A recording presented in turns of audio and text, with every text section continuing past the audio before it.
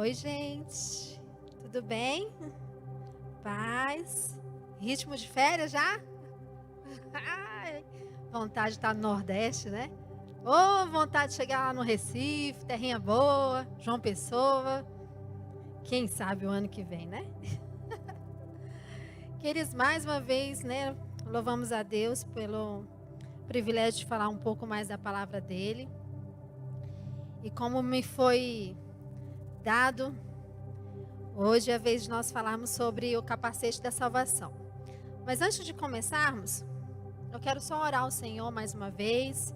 Pode ficar aí sentado, já abre aí Efésios 6, versículo 10.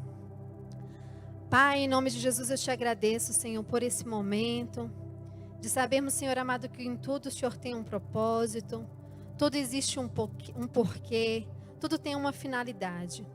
Pai, mas agora eu me coloco diante da tua igreja, me colocando, Senhor, à disposição como serva, Senhor, e o que o Senhor venha falar a cada um de nós, aquilo que o Senhor tem já de proposto. Deus, em nome de Jesus, eu te agradeço, Senhor. E eu peço, Senhor, que o Senhor venha nos dar um entendimento, nos dá, Senhor amado, a sabedoria e todo o conhecimento que vem do Senhor, para que nós possamos avançar e chegarmos aonde o Senhor tem planejado para cada um de nós. Te agradeço, Deus, em nome do teu Filho amado. Amém? Então, vamos lá.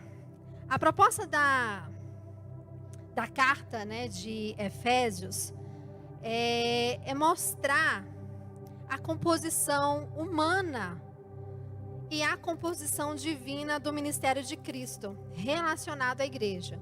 Então, quando a gente lê uma carta, né, hoje já é algo assim um pouco mais raro, né? Mas vamos trazer aqui um e-mail.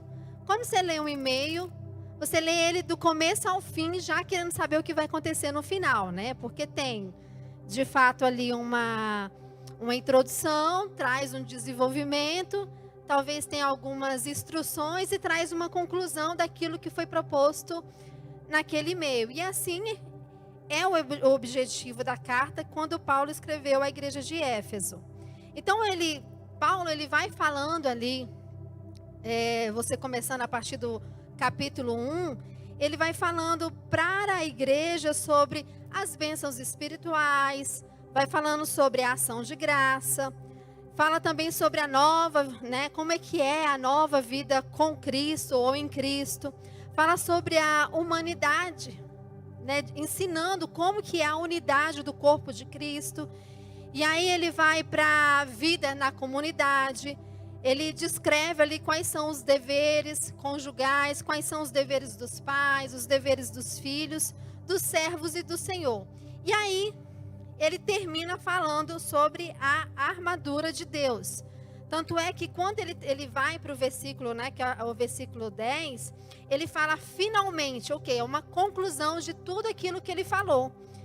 E daí ele vem com a conclusão, falando assim: fortaleçam-se no Senhor e no seu poder. Agora imagine que você é uma criança de 5 anos. O que a criança de 5 anos gosta de fazer? É perguntar, não é?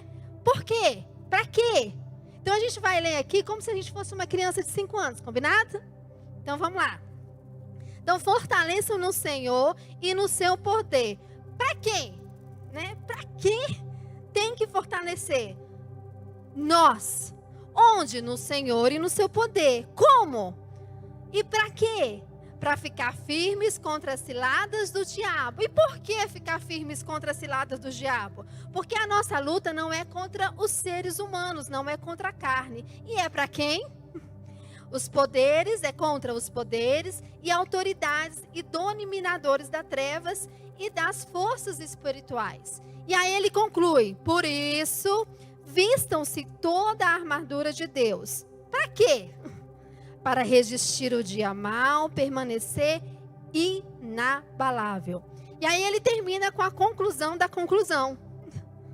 Ele vem: depois de terem feito tudo isso, mantenham-se firmes. Como? Com o cinto da verdade, com a couraça da justiça, com as sandálias do evangelho, o capacete da salvação e a espada do Espírito. O que eu quero enfatizar hoje, né, que é o tema, é o capacete da salvação. que aqui é a última arma de defesa. Quando nós nascemos de novo, quando aceitamos Jesus, quando reconhecemos e confessamos que Jesus Cristo é o Filho de Deus, né, nós somos salvos em Cristo. E aí Paulo fala, né, para nós, dando essa arma de defesa, que é o capacete da salvação. E aí eu fiquei perguntando para Deus, por que então o capacete da salvação? Por que não poderia ser qualquer outro argumento, né? Porque especificamente é a salvação. E o Senhor falou no meu coração assim, que a salvação é algo que precisa ser lembrado diariamente. Eu preciso lembrar de quem eu sou em Cristo. Eu preciso lembrar do que Jesus fez por mim, lembrar do seu amor e lembrar da consequência da salvação que trouxe para a minha vida. E muitas às vezes a gente, né, não entende. Eu já vi, né, alguns teólogos, eles falam assim que eles comparam, né, a libertação, né, do povo de Israel da escravidão do Egito com a nossa libertação do pecado, né, com a nossa libertação relacionada à escravidão do pecado. E se a gente for olhar, né, a história de Israel, né, todo, né, quem já conhece, que estava lá no Egito, saiu do Egito, foi pro deserto. Então, assim, eles tiveram nevado ao longo da história várias guerras. E muitas vezes eles achavam, né, que as suas lutas eram contra os ismaelitas, contra os cananeus, os fariseus e todos aqueles deuses que tinham lá, que tem lá na Bíblia. Mas isso não foi verdade, porque eles venceram, né, várias batalhas. Eles venceram batalhas grandes, batalhas pequenas, inclusive venceram gigantes. Mas todas as vezes que as batalhas eram travadas, que eles perdiam, aconteciam porque aconteciam primeiro a perda na mente. Várias vezes eles diziam, não, nós não vamos conseguir. Não, né, a gente tem que voltar para o Egito. Se a gente já não tivesse saído de lá, se a gente tivesse ficado lá, é melhor parar tudo e desistir. E aí eu pergunto, quantas vezes nós não agimos assim? Quantas vezes isso não soa semelhante ao nosso dia a dia, às nossas lutas, os nossos medos? Quantas vezes nós não pensamos assim, para que ficar orando tanto, jejuando tanto, criando propósitos, fazendo, parece que nada adianta. Quantas vezes eu já ouvi pessoas que falam, parece que quando nós éramos lá do mundo, quando nós não éramos cristãos, parece que as coisas eram mais fáceis, nós tínhamos mais amigos, final de ano a família era mais unida. É ou não é? Aí depois que eu nasci de novo, parece que o negócio começou a ficar mais conturbado, ficou mais difícil. As lutas, as travas, né, começaram a ser mais fortes. Mas aí Tiago 4:1 fala assim, de onde vêm as guerras e as contendas que há entre vocês? Não vem das paixões que guerreiam dentro de vocês? Todas as nossas guerras, todas as nossas lutas e batalhas, elas começam primeiro na nossa mente. E eu preciso lembrar, trazer à memória a salvação, aquilo que Jesus fez por mim. Por isso eu preciso estar colocando, sabe, o capacete, porque é o que faz lembrar quem eu sou em Cristo. Eu sou um guerreiro, eu sou um lutador, mas eu preciso lembrar da salvação, daquilo que Jesus fez por mim. E aí você pode ficar pensando assim algumas vezes, mas por que a gente trava tantas lutas? Por que ultimamente tantas pessoas têm sofrido? Eu posso garantir para você que nós estamos vivendo o melhor momento de todos os tempos. Aí você fala, Mari, mas teve Covid. Mari, mas teve peste. Garanto para você que nós estamos vivendo agora um momento único, de fato. Mas teve momentos bem mais difíceis, né? Na gripe espanhola, morreu 1/3 da população. E hoje nós temos infraestrutura, nós temos saneamento básico, nós temos fácil locomoção, apesar que hoje eu peguei um trânsito, né? Mas nós temos acesso à informação. Hoje, se você quer saber qualquer coisa que você tenha dúvida, você vai ali no Google, Menos de 5 segundos você já tem a informação que você precisa. Coisa que antigamente isso não era tão fácil. Mas, olhando tudo isso, toda essa qualidade que nós estamos vivendo hoje, apesar de nós estarmos vivendo o melhor momento, existem tanta gente que estão morrendo. Mas morrendo por causa das guerras internas. Se a gente for fazer um comparativo aqui, segundo o censo, só entre março e abril, tem um indicativo percentual de pessoas que sofreram com depressão, saltou de 4,2 para 8,0. Só de março para abril. Com ansiedade, o índice era em torno de 8,7. Em março, em abril, saltou para 14,9. Agora imagine se a gente for contabilizar isso agora, né? Já no final da pandemia. E essa contabilidade daqui a um ano. O crescimento de pessoas que estão sofrendo por conta de ansiedades, por conta de depressão, é muito maior do que se morre pessoas em guerras hoje. Hoje o índice de pessoas que morrem por fome é muito pequeno comparado a 100 anos atrás, a 50 anos atrás. Mas hoje se morre muito mais pessoas por conta das guerras internas, por conta das dores. E aí eu pergunto para você, o que a gente aprende? O que a gente precisa levar para a nossa vida baseado naquilo que Paulo nos orientou sobre a arma?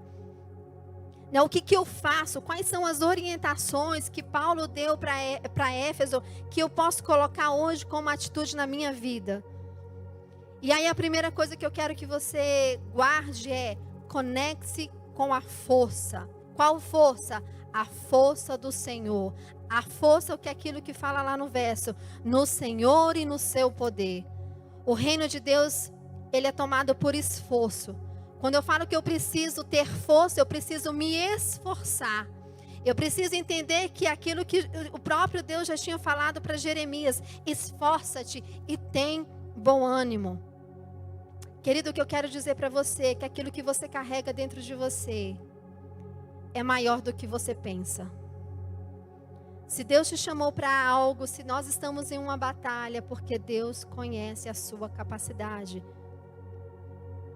A segunda orientação que a gente precisa entender, que a gente precisa levar para nós, está relacionado à mudança de pensamento. E isso é comprovado porque o próprio Paulo falou lá em Romanos 8, que fala assim: quem vive segundo a carne tem a mente voltada para a carne e realiza o que a carne deseja. Mas quem anda de acordo com o Espírito tem a mente voltada para o que o Espírito deseja. E a mentalidade da carne é a morte, mas a mentalidade do Espírito é a vida e paz. E a mentalidade da carne, ela é inimiga de Deus, porque não se submete à lei de Deus, nem pode fazê-lo. Quem é dominado pela carne não pode agradar a Deus. Entretanto, você não está sobre o domínio da carne, mas está sobre o Espírito, que de fato, o Espírito de Deus que habita dentro de vocês. E se alguém não tem o Espírito de Cristo, não pertence a Cristo. Sabe, querido, muitas vezes a gente fica, lamuriando, reclamando por causa das dores, reclamando por causa dos conflitos, reclamando porque para muitos, foi um ano tão difícil, foi um ano tão desafiador. Mas olha, para cada um de nós estamos aqui. Nós superamos, nós guerreamos, nós conseguimos. Olha, hoje é dia 22. E nós estamos aqui. Aí você pode falar: Mária, mas você não sabe o que eu passei. Eu perdi parentes, eu perdi pessoas. Mas o Senhor tem te fortalecido a cada manhã. O Senhor tem te chamado a você pegar as armas, não deixar ali do lado, mas revestir, se vestir. E aí a terceira orientação é a renovação. Eu preciso renovar aquilo que O próprio Paulo também falou lá em Romanos 12:2, não se amodem, não se enquadrem, não se formem, não entre no quadrado. Não se amodem ao padrão deste mundo, mas transformem-se pela renovação da sua mente. Para quê? Para que sejam capazes de quê? De experimentar e comprovar a boa, agradável e perfeita vontade de Deus. E o próprio Paulo ainda fala lá aos Coríntios, portanto, se alguém está em Cristo, o que você é? Se você está em Cristo, você é nova criatura. As coisas velhas, as coisas antigas, as tranqueiras, aquilo que você só reclamava, ficou para onde? Ficou para trás. Sigam para as coisas novas. Vamos para o novo ano, 2021. Vem coisa nova aí, vem coisa boa. E quem tem que ter essa perspectiva, quem tem que ter essa expectativa, sou eu, não é o meu irmão do lado, sou eu. E aqui, ó, começa na mente, as coisas começam na minha mente. Porque se eu não lembrar daquilo que Jesus fez por mim, se eu não lembrar que Ele me salvou, eu vou me apegar a essas coisinhas. Vou me apegar aos medos. Vou me apegar às dores, aos traumas. Mas eu tenho que lembrar que eu tenho que seguir ao alvo. Sabe, queridos, tempos difíceis sempre vão existir. 2020 não foi um ano atípico. Mas virão tempos difíceis.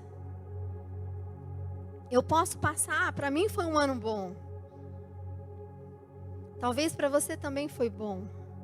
Mas eu não estou isenta de viver momentos que eu vou precisar me afastar, que eu vou precisar, sabe, me sentir,